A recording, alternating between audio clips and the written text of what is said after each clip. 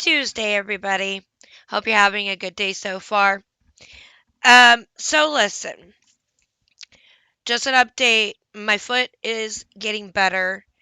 Um, it's still bruised, and I still limp a little bit, just because um, where the bruise is at on the top of my foot. If I were to walk normally, then my shoe pushes down right on top of that bruise, and it hurts. But I'm not limping like I was, so it's not making my calf hurt from, an awkward way of walking around all day and climbing up the stairs at work. And it's not my ankle isn't hurting because it's not trying to support uneven weight. So it's getting better. So I was thinking this was gonna hurt for 4 or 5 weeks, like really bad.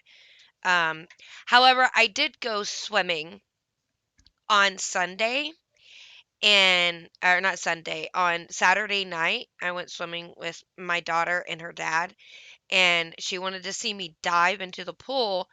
And I shouldn't have done that because when I dove into the pool, my foot slapped against the water and it really hurt. And then I'm trying to walk to go do something on my phone. I got out of the pool and walked around, and my foot slid across the little thing that goes down on the rocks where it says how deep it is and stuff. And it was all slippery, and my foot slipped, and I almost fell. And I caught my balance on my hurt foot. So, yeah, that was really bad. But it was a lot of fun. We waited till the sun went down and it wasn't real hot. And it was a lot of fun. I think we spent like 2 hours. And then we went and got breakfast at IHOP. So that was a really good weekend. So I hope that you had just as an enjoyable weekend as I did. Now, moving on to today's episode. Let's look at our daily promise. Oh, by the way, before I start, today is my sister's birthday. I want to tell her, Shelby, happy birthday. I hope you have a good day. And I mean, they just went on vacation, so I'm sure it was a really good birthday for her. So anyway, happy birthday to my sister. Now, and the Lord thy God will make thee plenteous in every work of thine hand, in the fruit of thy body, and in the fruit of thy cattle, and in the fruit of thy land for good. For the Lord will again rejoice over thee for good, as he rejoiced over thy fathers, if thou shalt hearken unto the voice of the Lord thy God, to keep his commandments and his statutes, which are written in this book of the law, and if thou turn unto the Lord thy God with all thine heart and with all thy soul. Deuteronomy chapter 30, verses 9 and 10. So as we devote our lives to serve God, he blesses the fruit of our labors with great delight and pleasure. Just as he rejoices to bless us, so also Christians should desire to serve him. This unfathomable pleasure in serving is solely founded on the Word of God and living in accordance to it. When we follow his commands with all our heart, soul, and mind, God prospers our way over in abundance. God prospers our way over in abundance. Yeah. For a second there, I thought I read that wrong. Okay, so there's a few stories that I wanted to cover on yesterday's episode, but I was unable to get to them. And it's these analysis stories that I came across um, from the Daily Caller. And the first one is about parents in San Francisco vote to recall wokesters from the school board. And I think this is awesome, because you're talking about one of the wokest states in the country. So this is from the Daily Caller by Anders Hagstrom. It says school boards across the country are facing mounting pressure from parents to scrap critical race theory from their curricula. And now that pressure is showing its face in one of the most unlikely of places, San Francisco. So much of who I am and how I am in this world has gotten lost due to this targeted smear campaign to label me as a racist, to slow the stop of equity that I have engaged in over the years, Collins said April 1st. I will unapologetically pursue equity and empowerment of Black, Latin, Asian, Arab, and other communities, regardless of the opportunistic and meritless attacks directed towards me. You notice, am I not going to get to be able to read this? Didn't mention anything about white people.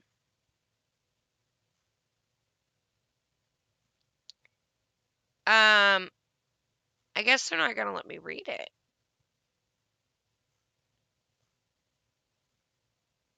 Well, that sucks.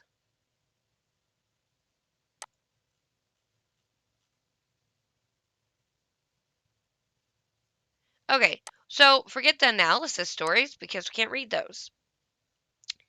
Well, then let's talk about this. So, Governor Abbott ordered the National Guard to help arrest illegals that are crossing the border.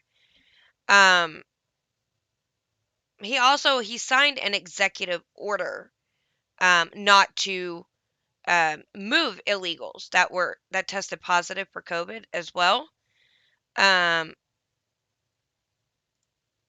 it's this one right here. So we'll read it next.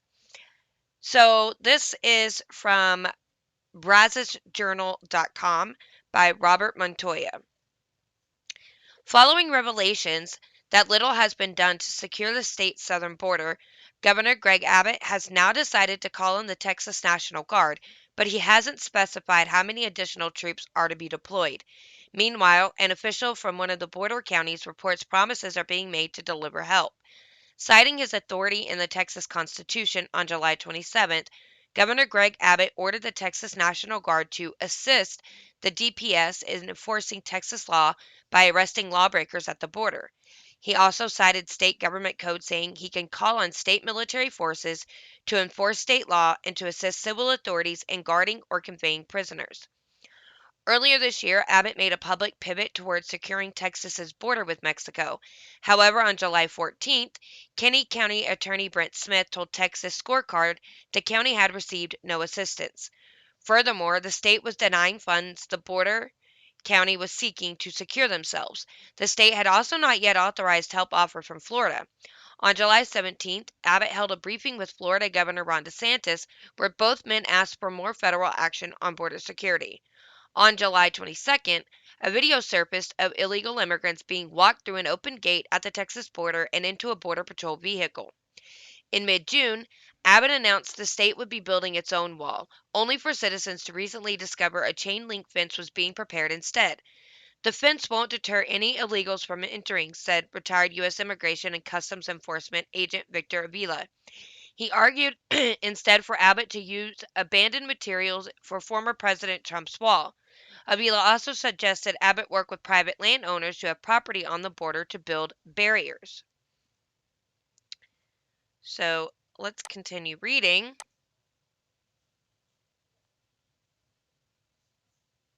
Where did I leave off?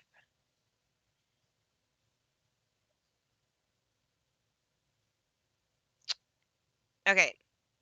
Um, since barriers there instead of further inland. Okay. So since Abbott's summit with DeSantis, Smith informed Texas Scorecard that he and Sheriff Brad Coe met with DPS Director Stephen McCraw this week. Lots of promises were made, Smith said. In today's letter to Norris, Abbott said more manpower than the state troopers and National Guard he previously deployed are needed. DPS needs help in arresting those who are violating state law, he wrote. He didn't specify how many additional troops are to be deployed. Before this, Abbott's rivals in the Republican primary for governor mentioned using the Texas National Guard in their own border security plans. While Abbott's policies on securing the Texas border continue to develop, Avila calls on Texans to contact all of their local, state, and federal elected officials. I want our citizens to continue to put the pressure on all elected officials. That's something that I have noticed about Governor Abbott is he says a lot of things, but he has no follow through. Just like he said that he would arrest the Democrats that fled um, to D.C. when they were supposed to be working, but some did return, and none of them were arrested. So I have a feeling that Governor Abbott is not going to be reelected, and I wouldn't have a problem with it. Um, but you have to look at the other people who are running for governor. I mean, come on, you have Matthew McConaughey, who wants a Hollywood elitist running our state. Nobody. Um, I don't know who all else is, but the one person that I do know that I believe would be decent because I agree with a lot of what they want to do, which would be Chad Prather. And I think he would be a good fit for Texas. And, some people say, well, he's never done politics. He's never been a politician. Neither was Trump. And look at what a wonderful job that he did. That's the point. We don't need career politicians.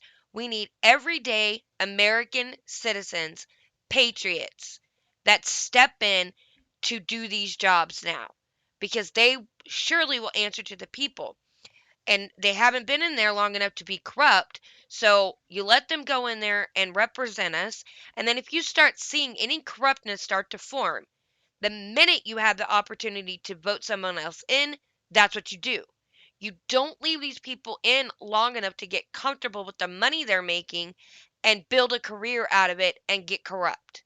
You just don't do that. You have to stop it before it happens.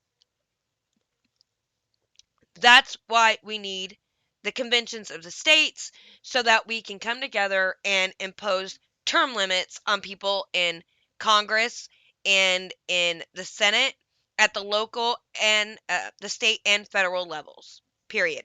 Every position should have term limits. You should not get to serve it for just as long as you're elected, because then you can cheat. Anyway, so what was happening is that Biden, his administration is suing Texas over the executive orders for cracking down on transportation of illegal aliens. Um, this is by Brandon Waltons, and it says the Biden administration has filed a lawsuit against the state of Texas after Governor Greg Abbott released an executive order earlier this week prohibiting private companies and nonprofits from transporting illegal aliens from the southern border into other parts of the state. Issued on Wednesday, Abbott's executive order also directs the DPS to stop any vehicle upon reasonable suspicion of such violation and reroute such vehicles back to their point of origin or port of entry. DPS also has the authority to impound a vehicle that violates the order.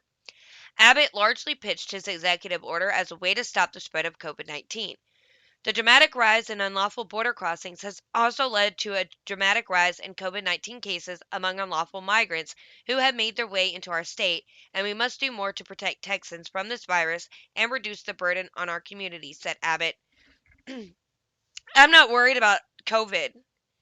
That's not what I'm worried about with these people coming across the border. That I don't know. That's not what bothers me. It's just the illegals coming. That's what bothers me. U.S. Attorney General Merrick Garland fired back on Thursday, urging Abbott to repeal the order and threatening legal action. In response, Abbott sent a letter to Garland doubling down. The Biden administration is knowingly admitting hundreds of thousands of unauthorized migrants, many of whom the federal government knows full well have COVID 19, said Abbott. Just moments after Abbott's letter was released, a lawsuit was filed by the Department of Justice in the U.S. District Court of the Western District of Texas in El Paso, which alleges that the move is an unconstitutional overstep of federal authority over immigration. See, that's where we have the problem, because we are an independent state and we have a right not to admit illegal immigrants into our state. And the federal government, they may have some authority over immigration, but they don't have the authority to break the laws in order to bring illegal immigrants across the border. Okay, so if they have the right to say, hey, look, these people, they're coming here legally and you have to accept them into your state, you cannot go against that. I understand that. But you have the Biden administration breaking the law, bringing these people across the border and then telling Texas, we don't have the right to say that they can't come here? I don't think so. Anyway, Abbott responded to the lawsuit by saying the Biden administration was creating a constitutional crisis between the federal government and the state of Texas. The new battle with the federal government is the latest in a recent pivot towards border security from Abbott, who has ramped. Let's continue reading. I don't like the way they do this.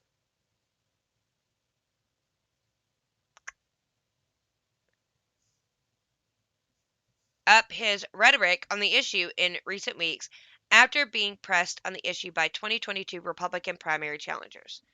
Well, um, it's crazy. It really is crazy. Um, I don't know. I just can't. I can't deal with it.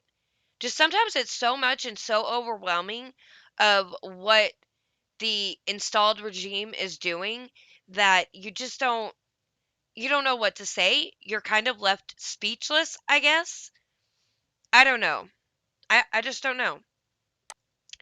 Um, for those of you who haven't seen this next story or heard about this next story, and there's a video, and I will show the video. So if you're a blind viewer, then you can just go to the video on YouTube if you want to see it, or just look it up yourself. But I would prefer you to go to my video to see it, and then like it and subscribe. Anyway, this is from Breitbart, and some representatives were blocked from reviewing conditions of the January 6th political prisoners. Matt Gaetz and Marjorie Taylor Greene, I know, were two of those. So, the Washington, D.C. Department of Corrections on Thursday locked out multiple members of Congress from reviewing the conditions of the January 6th political prisoners, video footage shows. The video shows Reps. Louis Gohmert of Texas, Paul Gosar of Arizona, Marjorie Taylor Greene of Georgia, and Matt Gaetz of Florida walking up to the corrections facility and knocking on the large black framed door. Footage shows what appears to be officers behind the glass door, preventing the members from entering the facility. At first, Gaetz suggested that perhaps the apparent officers wanted the members to be masked, so Gaetz donned his mask.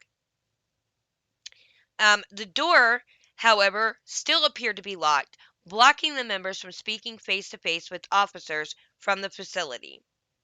So here's the video of that exchange.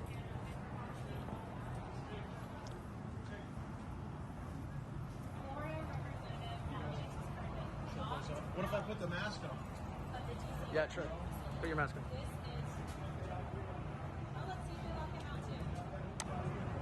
I'm an attorney here to see a client.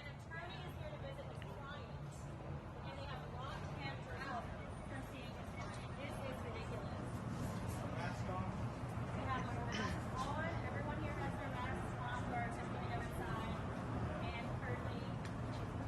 Congressman? Yeah, the door's locked, and again, we're just here to ask questions, and now they've locked the door and have not given us access. This was apparently a bait and switch. We are here just to speak to a supervisor, and when the supervisor came out and we came out to have that discussion, they literally ran behind us and locked the doors. Oh, now so they got that their we backs don't have the opportunity to present our identification and seek a review. This is a rare time under this administration where prison is used to lock people out Because they instead don't of want lock to know people that in. happens They don't want inside. us to know. Apparently, they don't want to know what's happening inside. Just absolutely mind-boggling. And I'm pretty sure it's not even legal. I mean, you can't tell me that's legal.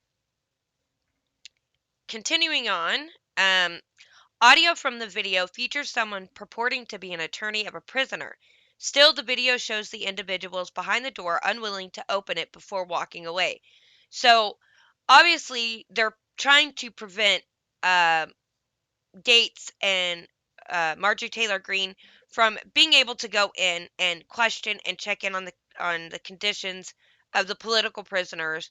But someone who's not affiliated with them, just an attorney, trying to see his client, they won't let them in because they don't want to open that door with them standing there.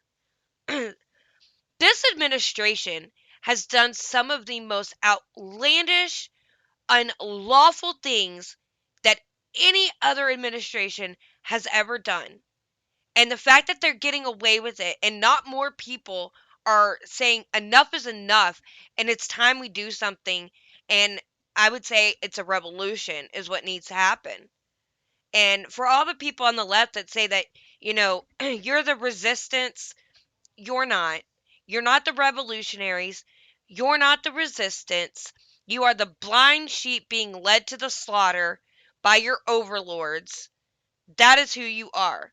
The resistance are the people who refuse to fall in line and comply with the craziness of what's going on in the world and in our government and our country, our schools, our jobs, our communities. We won't fall. We won't fall for all of that, and we definitely won't fall in line for you. That is what a resistance is.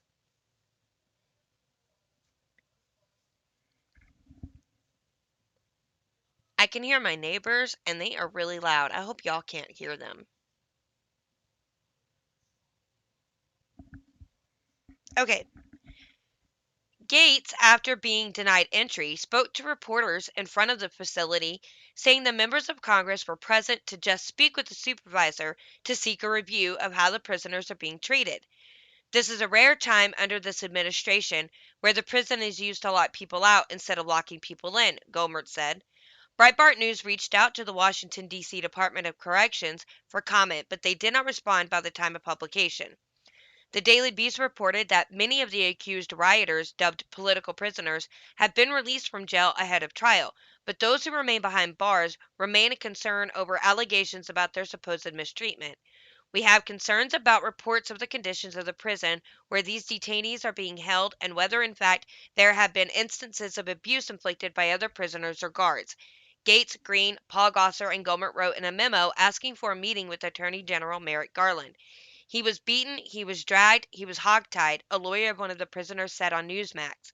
At one time, his pants dropped below his ankles, exposing his private parts while he was taking a beating in front of a female officer, and he had to beg and plead to be able to pull his pants up out of embarrassment.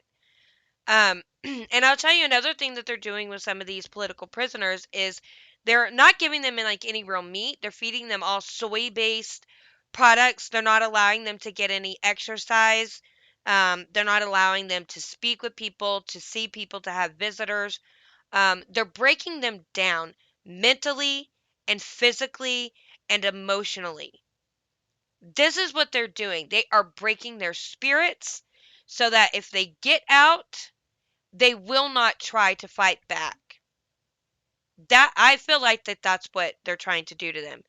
Break their spirit enough that they just give up and they just go away. That's what they want to do.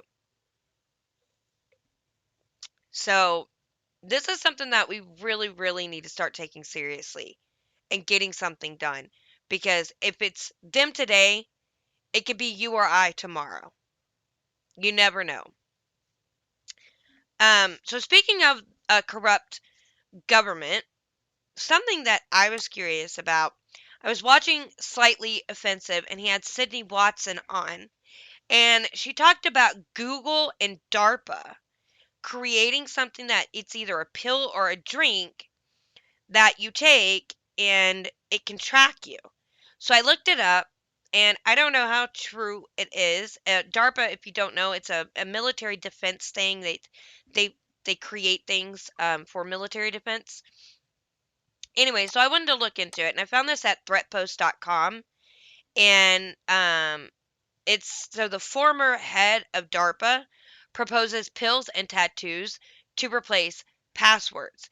This isn't exactly what Sydney Watson was talking about, I don't think, but this might be what she was talking about, and she just didn't really know. So, Motorola's Regina Dugan suggested at the Wall Street Journal's D11 conference that pills and tattoos could replace passwords as a solution to the perennial authentication problem. So first of all, let me throw in here, they talk about tattoos, and I'm going to tell you why it is so important that they are talking about this now.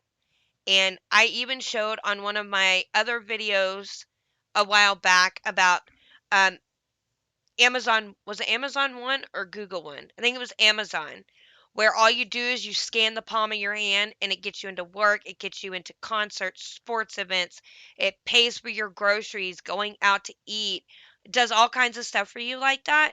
Okay? And I said the reason why they're doing this now is it's desensitize, can't even talk.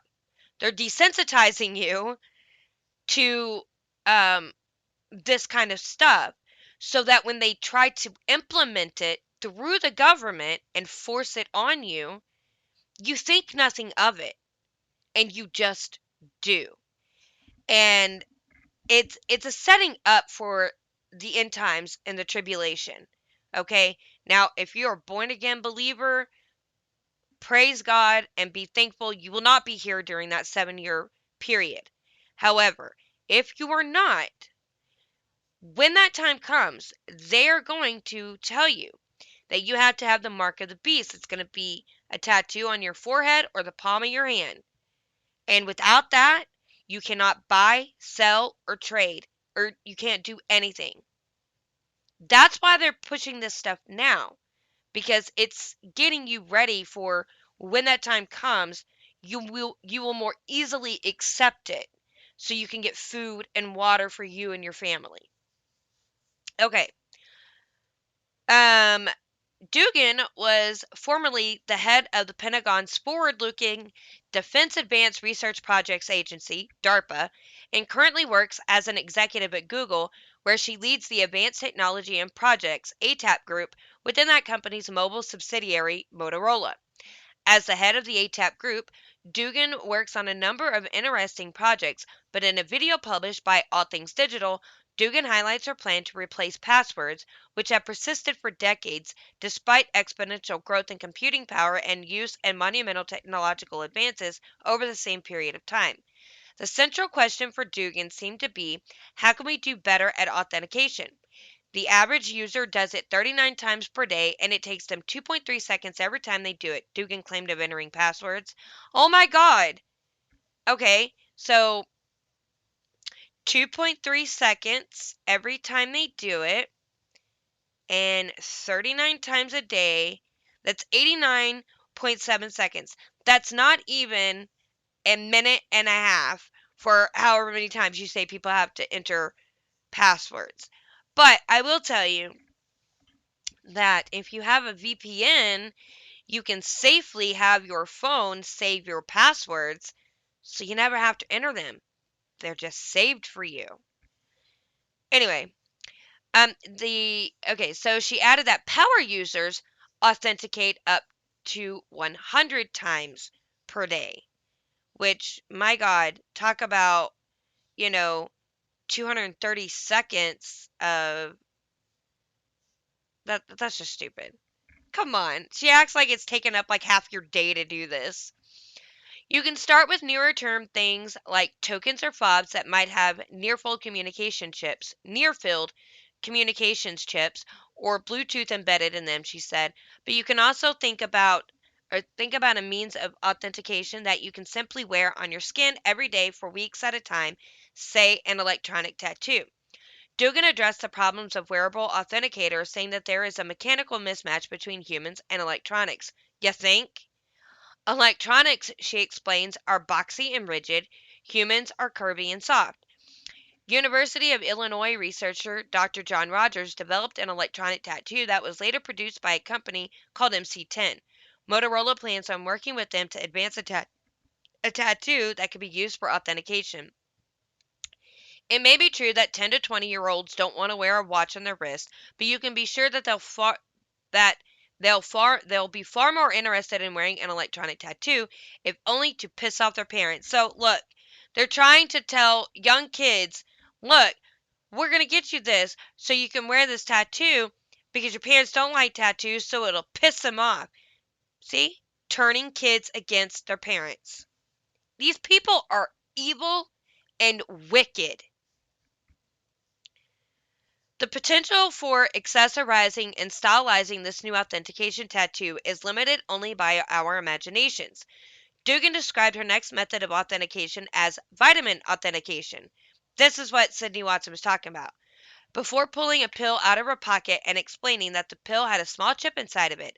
The chip contains a switch. The pill also has, in Dugan's words, what amounts to an inside out potato battery. When swallowed, she explains, the acids in your stomach serve as the electrolyte and they power up the switch, which turns on and off. The switch creates an 18-bit ECG like signal, and essentially your entire body becomes the authentication mechanism. This would give users the ability to authenticate by touch.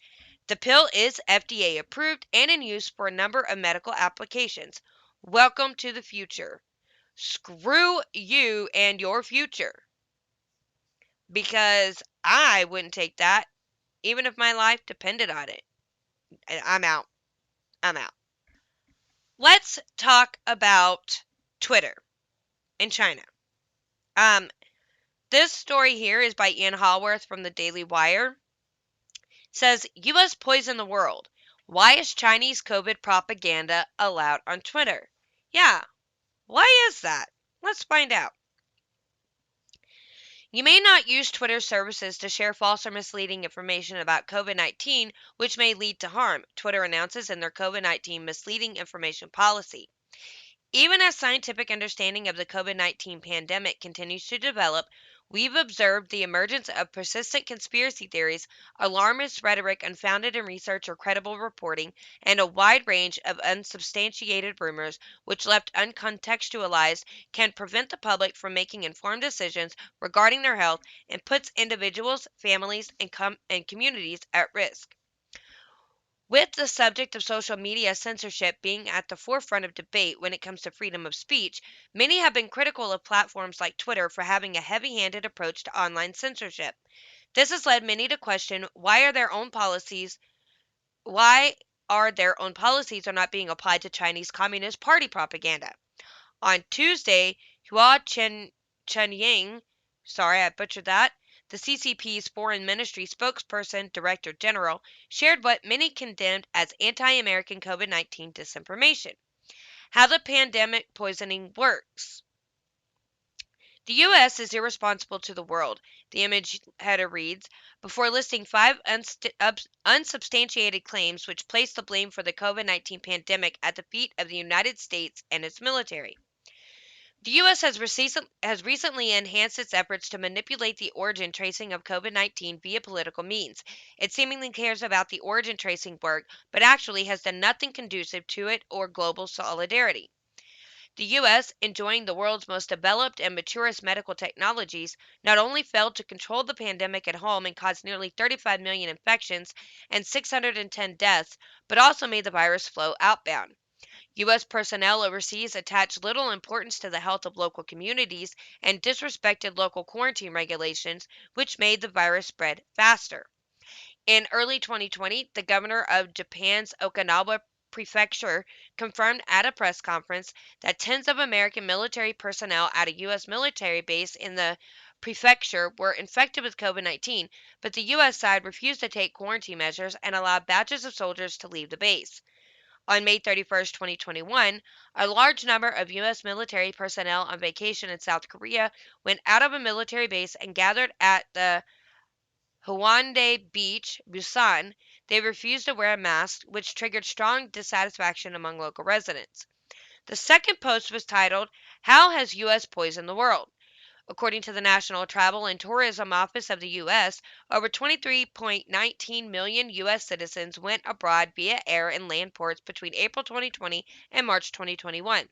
The period from November 2020 to January 21 is the peak of the epidemic in the United States, with an average of 186,000 newly diagnosed cases per day, the page reads.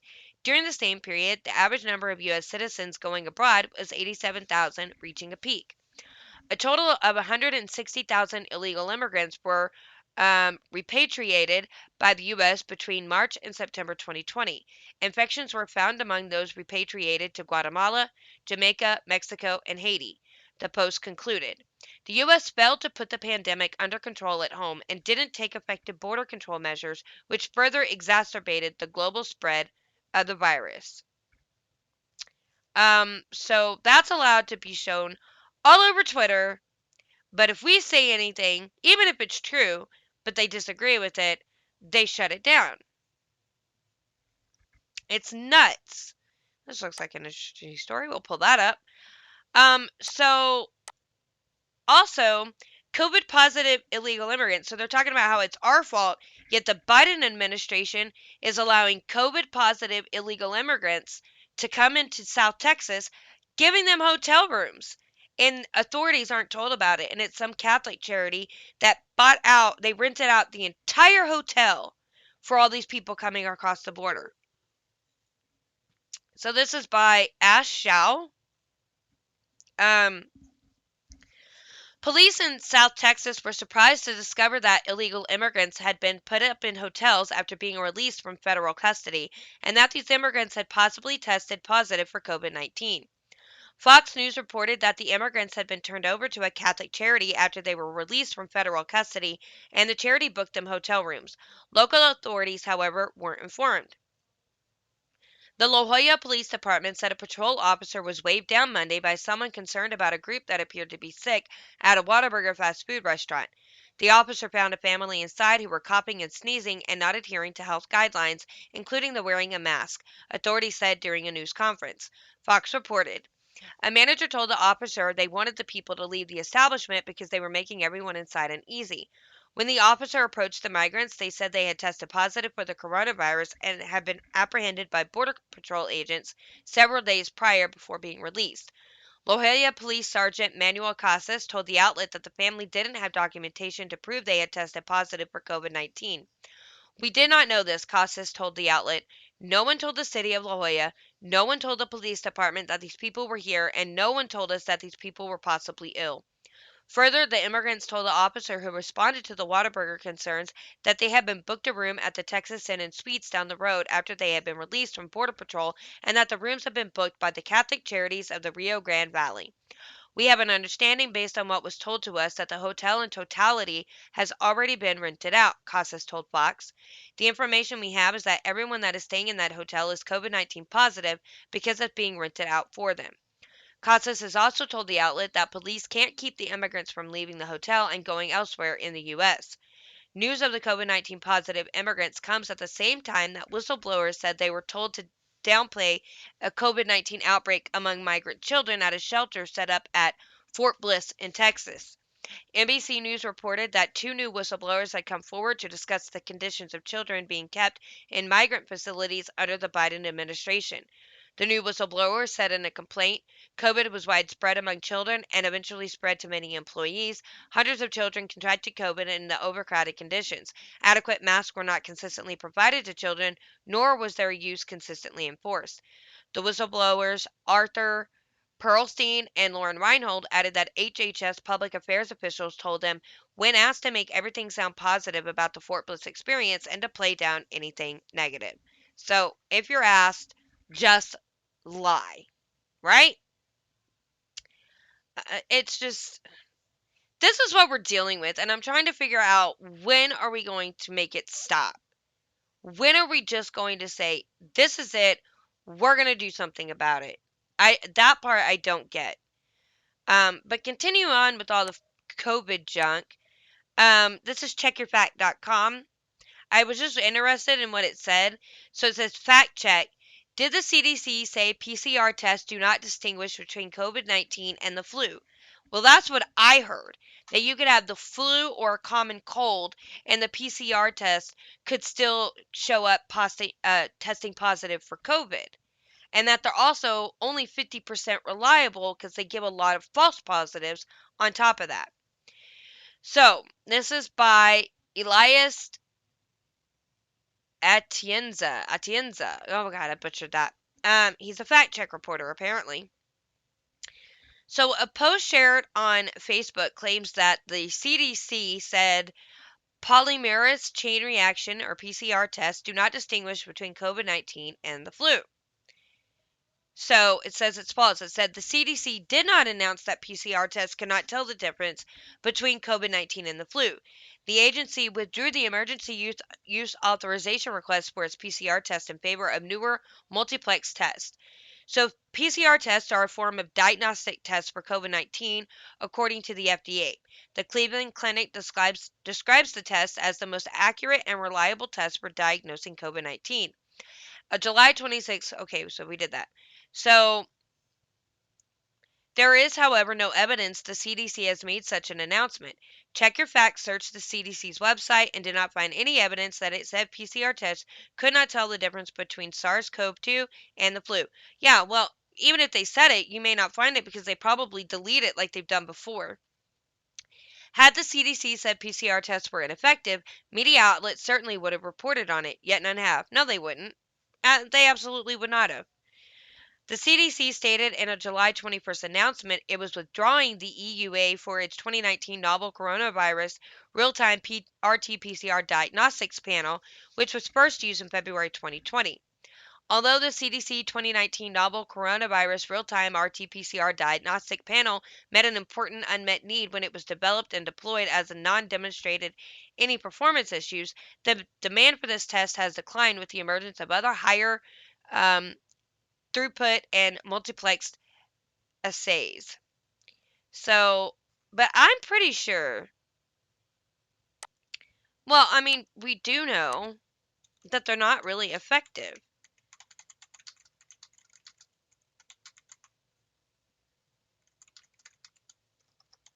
We just know that for a fact. It's been proven already. Oh, my internet! It's been doing this all day. I guess I'm gonna have to end this episode early because I don't know what else to do. I don't know why the internet's not working. So, listen, guys, I'm not tech savvy, and there's nobody else here. So if my dad was here, he could figure out what was going on probably. So I'm just going to end this episode early. I want to thank you for joining me today. I really appreciate it. It means a lot to me. And please, if you are one of my blind viewers, you can find me on Anchor, Spotify, Google Podcasts, Stitcher, Pandora. Go subscribe to the podcast, leave me a review and a rating. That would be great. If you're watching on YouTube, please like this video and you can leave me a comment and I will respond to it. Share this video. Also, please subscribe to my channel and click the notification bell so you know when I upload a new video. You can join my Facebook, Lauren Collins. I just gotta say something. Email me, gotta say something 21@gmail.com. I have a subreddit community, r/ just gotta say something. So you can hang out with me there. That would be great. And please go subscribe to the Scott Ford Show. My friend Isaac Hayes with the Cajun Conservative and his Christian podcast, Brothers Just Searching, TV's Rob is Unwoke, and the Armed Lutheran, and Savage 5050, I think is the name of the channel. Nate Savage. Please, I hope that's right. I'll have to look at it and make sure. Anyway, I hope you have a good rest of your day, and I will see you back here tomorrow. God bless.